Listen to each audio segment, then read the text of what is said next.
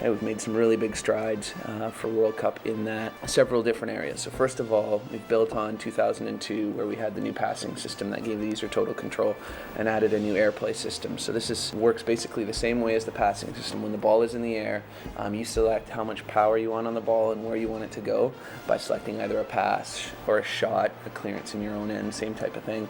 And then the AI determines what the best animation is. So if the ball is at your head, obviously he'll do a header. If it's at your foot, he'll do a volley. The great thing about that is it keeps it really simple, but you're able to execute some really cool things. So basically, if the ball's played into the chest, instead of him going for a header and missing, he's going to play a chest trap down to a volley. The second thing was player-to-player interaction. So we've had our animations haven't been fluid when players come together. It doesn't feel very real, so we spend a lot of time working on when two players go in for a tackle, for example.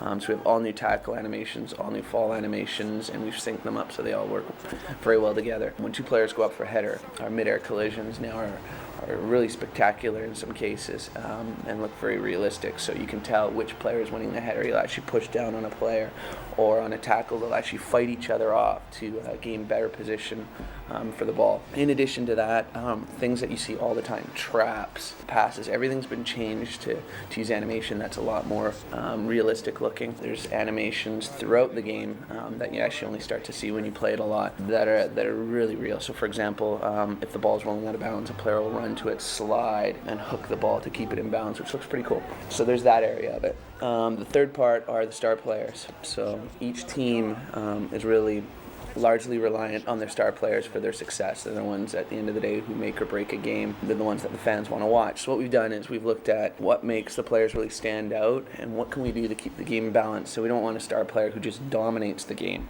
So take Michael Owen, for example. He's got great pace. What we've done is we've made him his acceleration better than any of the other players. So for example, if you play a ball into space and Michael Owen and another player are going for it, he'll be the first one to get to that ball and he'll outrun the defender.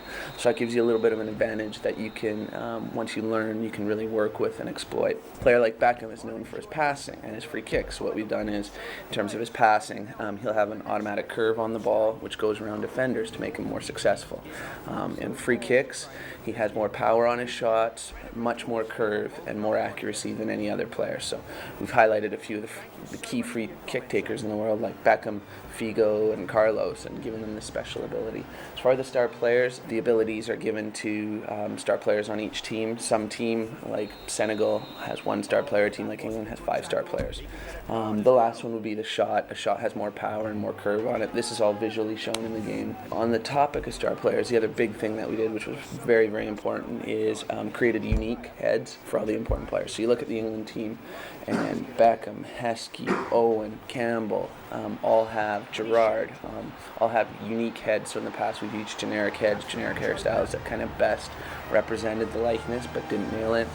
Now we spent time building unique heads for these players. And we've actually used a different technique. Other games, for example, NHL, they basically scan the photo and just map it onto a head. What we do is we actually take bits and pieces of the photo but manually work on the head so that we can get the best possible looking head as well as recognizability. So once you see these players in the game, you'll be like, whoa, I can't believe how real they look.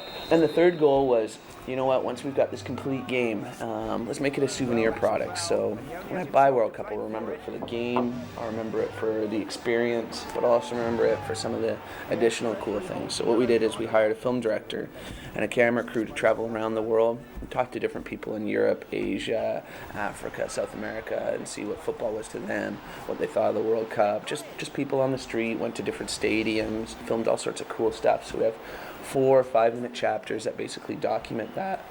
We've also got the making of the whole symphony orchestra event. And there's a Spherix video, which is actually the mascots. There's a TV program produced with these mascots. It's a cartoon. And then we've got a exclusive interview with John Monson talking about what are his favorite moments in the World Cup, what's he expect out of this one, that type of thing.